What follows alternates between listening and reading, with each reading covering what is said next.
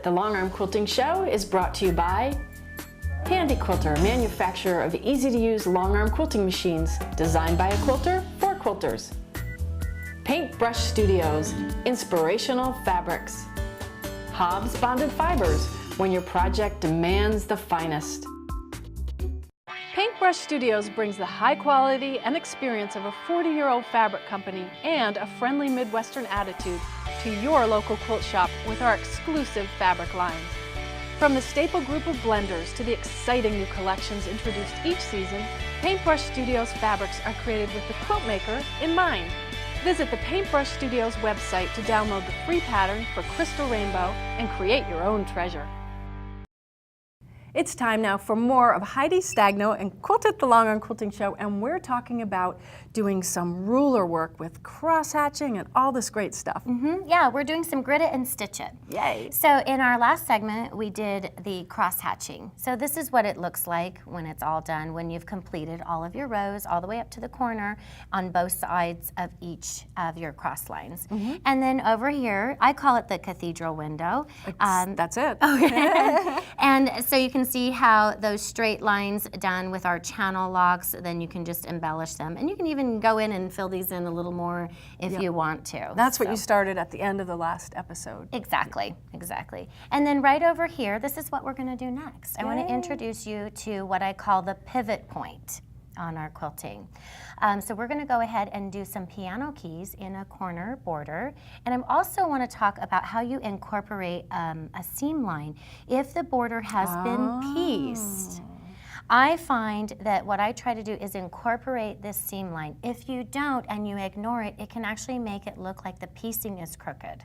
So you don't want to do that. So you want to enhance the piecing, so you want to include it, and then you can kind of self-correct and adjust and nudge it a little bit on the next line and the next line if that piece line is not perfectly straight. Okay? Okay, good, thank you. So we're going to go ahead and use this is the Handy Quilter right angle ruler, and I love this one. It's perfect for piano key borders and also doing these corners. All right, so we have our Versatool. So we're going to do our Grid It and Stitch It with our Versatool as well. So let's go ahead and first mark our pivot point. So I'm going to introduce the purple pen. So purple for pivot. When I'm marking, you're going to have a line you stitch on and a line you pivot on. So being able to identify what line I'm stitching on and where does the needle just pivot and change directions is very helpful. If you've got them all the same color, sometimes it can be confusing and you can start stitching on your pivot line and then you've got to back up and take that out and start again. You know, that's really smart because I used to teach paper piecing and I did these like thought starters that would take the thinking out of it. And that's what that does. So when you're not thinking, it's like a big stop sign, and no sign, and very exactly, because you want to make sure that you're focused on how you're holding the ruler and guiding the machine. You don't want to have to add something else to the thinking mix. Yes. Oh, it's purple. I know what to do. Yes. Okay, so we're going to go ahead and mark the pivot point.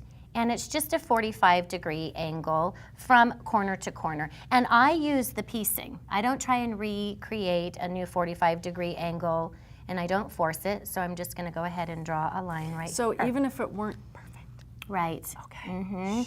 Yeah, you can just kind of self-adjust as needed. So there's our purple line, and then I'm going to stitch this line here. So I'm just gonna line up. Stitch is blue. Yep, and just slide this forward right here. And so that's our corner.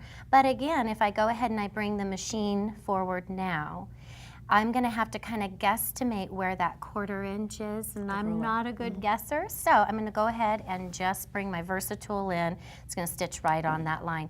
Then I'll come back to my right angle ruler and you're gonna see how easy it is just to slide that right up that pivot line. Okay. So let's go ahead and bring up our thread, lock our stitch. Okay, and I'm going to bring that needle right on my stitching line. Bring my Versatool over, and again, if you want to, you can actually make a little mark in your etching so that you can see that line. If the color of the fabric isn't helping you out. Okay, right there, needle down. Nice thing with the needle down is the machine's not going anywhere. I can go ahead and reposition the ruler. Gives you time. Yeah, time to readjust and line up where the needle stop. Right on that line, slide it out. And again, I showed you the mini scallop ruler in the first segment. Yes. If you wanted to go ahead and use that one, you can use that one because it would span the entire length. That's okay? right. But sometimes I do like to use this one. It's just a little easier. My hand fits right there. Okay, so now we are ready to travel up through our corner. I do set my corners first, and then I will bridge the gap between the two corners, okay? Because the eye is going to see these exact set lines here, but if you have to fudge a little bit with your spacing, if it's a little smaller than a 1/4 inch or if it's a little larger than a 1/4 inch, you can easily do that somewhere else, but the eye's gonna go to the corner, so we don't do that there. So they have to be good and square. Right. All right. Okay, so then we're gonna go ahead and just stitch up our ditch. And I can use the hopping foot as a guide. So it's kind of a built-in guesstimator for me. And by placing the edge of the ruler right on my previous stitch line, and here's a little tip for you. When you are placing your rulers down, also make sure that the etching is touching the fabric. If I have this upside down, then the etching is going to give me a distorted view. Oh, right. So we're gonna go ahead and place that right down here. And I can feel with my thumb that now my nail is right on that stitching line, so you can bring the ruler right up to you. So it's kind of hard to see on the back side of yourself. Yeah. All right, and then come right in here and see how that needle hits that purple line? Yep. And it's time to pivot and go right up. So I want to point out that with the right angle ruler, it has a 45-degree line right here at the corner. And you can take that line and match it up as you continue to progress and move the ruler up the pivot point line. So that's very helpful. And we'll just make a few more. Stop, and then I can go ahead and reposition my hands, travel up, and as I move up, I can make sure that my ruler doesn't start to tip by keeping the right angle line on my pivot line. Great. Okay, so we'll just continue to make a few more lines. Right in there. And stitch over. Line it up. Self-correct as you go. Yes. Okay. If you want to use the Versatool, you can. You can use your Versatool. And again, you just line that right up along the edge. Now, if you don't have a right angle ruler, that's how you know that your needle needs to stop right there at that purple line and then carry over this way. Stitch up, line the ruler up. So it's a question of what your favorite is, what you're most comfortable with, and everyone's different. And as you get comfortable with one ruler, you will start adding and adding and adding. Like, oh, okay. this one does this. And I highly recommend that as a beginner quilter, when you start using rulers, the best way to introduce a ruler into your repertoire of quilting designs and techniques is to start out by simply working with your ditch. The ditch is already marked out for you. Every quilt's gonna have seam lines somewhere. So just by bringing out your Versatool with the ditch side, then you can get comfortable with how you hold it, proper placement, and you can get friendly with your friends. Yes. Okay, and just a few more. Come back on the ditch. So that little purple line is gonna tell me right where I need to stop, so I don't stop a thread short or a thread too far. It keeps me accurate. Okay. And what you can do, if you want, you can also offset your spacing. So we can go ahead and maybe do, instead of having the ruler right on the line, this one, we can do a wider set, and those lines are built right in. Okay, and then the quilt that we have on display on the wall has this type of a piano key border in the border. And so that pivot point is just fantastic. Well, now we know how to do it. Yes. And you know, I know you did this on purpose, but there is a place where you made a bobble. But and when you said just a little bit, and I don't know if you all caught it, but she said this method is self-correcting because it automatically, if you were going by that line, all the other lines would be off. Exactly. But because of this method, it's all going to be just right. It is, and that's going to happen. That's, you know, that's just part of the process. And so just don't let it, you know, get in the way. I will continue gridding out the rest of the entire block. And then you stand back at it, and sometimes you're going to see it, sometimes you don't. Sometimes you have a hard time finding it. Like, I know that I wobbled a little bit, and what you can do is then you can just take out that one line right there and just restitch it. If it bothers you. Yeah, yes. if it does. Or you can do a technique that I do, is then I go in and maybe put some pebbling in every other row, and then you dress it up. And then by adding a little bit of some decorative stitching in there, it just kind of masks the fact that you're not quite proficient with your rulers, but you're getting comfortable with using them. And it's going to create a secondary design that might not exist in your quilt. So by adding some texturing to it and some additional spacing, it's just a really fun way to use your rulers. So we'll look at it as an opportunity, not a mistake. Exactly. Yay. Exactly. Yay. Well, what are we going to do in the next segment? So in the next segment, we are going to take our cross-hatching technique, and we're going to take our pivot point, we're going to combine them, and we're going to come up with a fantastic design. I think you're really going to like it. I do believe you. Okay. Yeah, yes. Okay, great. Well, before we join Heidi again back here in the studio, we're going to visit with Marie in the studio and see what she has up her sleeve in her short take on long arm quilting. We'll be right back with Marie.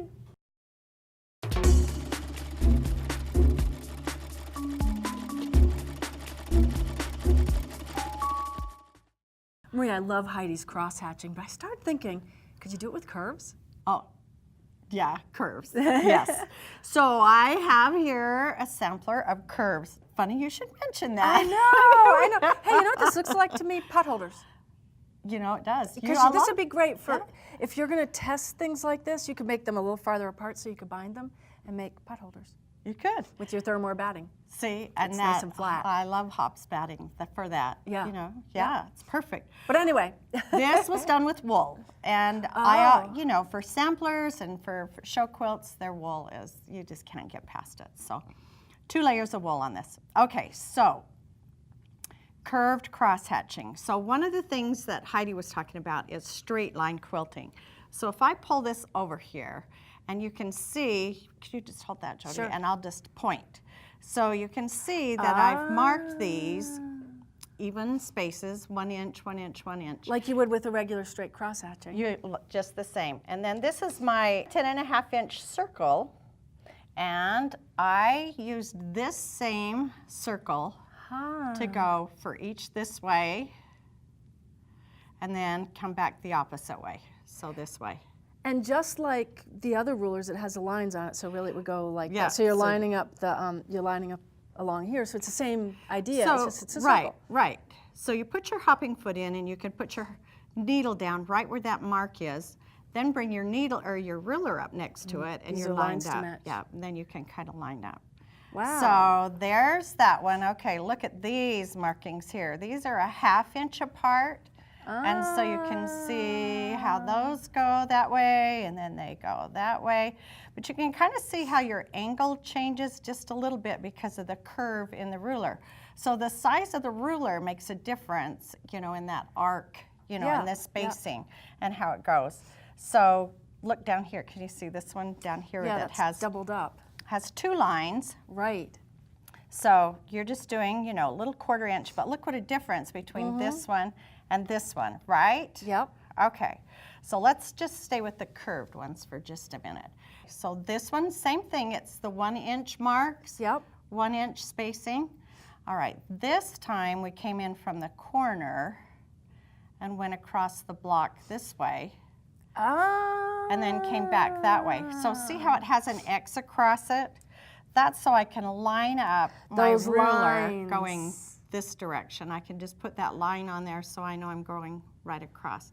But it kind of changes up your spacing. It does. But yeah, look at this look. Yeah. Wow. Yeah. All right, same thing, only this time we've got stitching in between. So filled up every other one of those. Yeah. Okay, so finally I used my whole set of rulers to do this one. So let's see if you can see the spacing on this one. So I did the X, okay, and then this is the 2-inch, then the 4-inch, then the 6-inch. So it kind of goes out in the same 1-inch apart.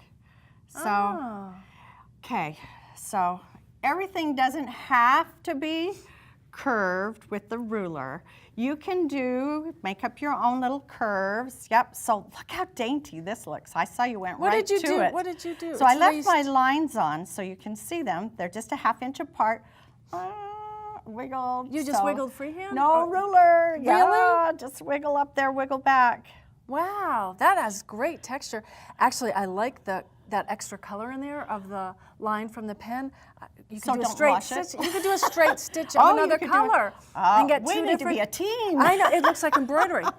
This one not so much. I don't like the little. No, but I left the I lines. don't know. You so could do some the French knots in the middle.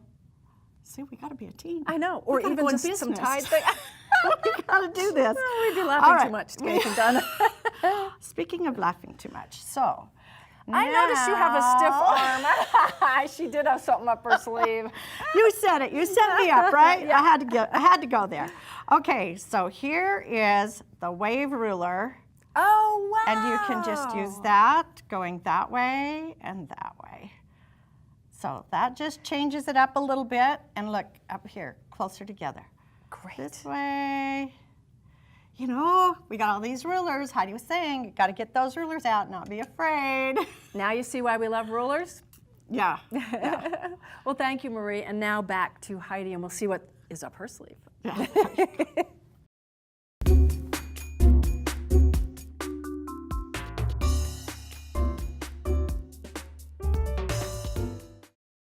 We are the Handy Quilter Studio educators, and we want you to know why we love our Handy Quilter quilting machines.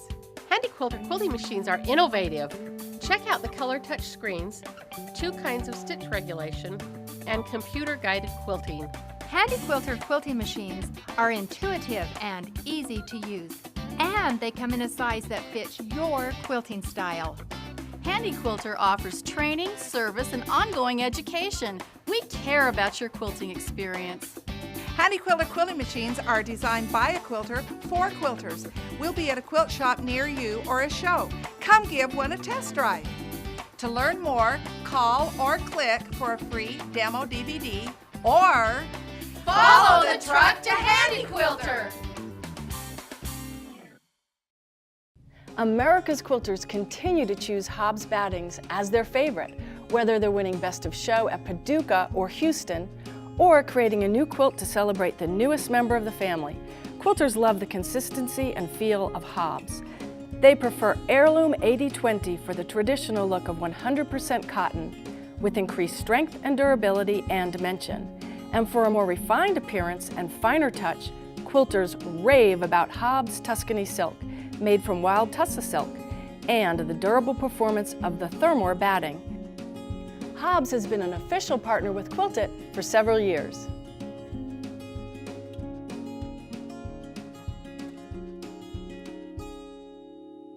For information on how to sign up for this and future episodes, visit qnntv.com.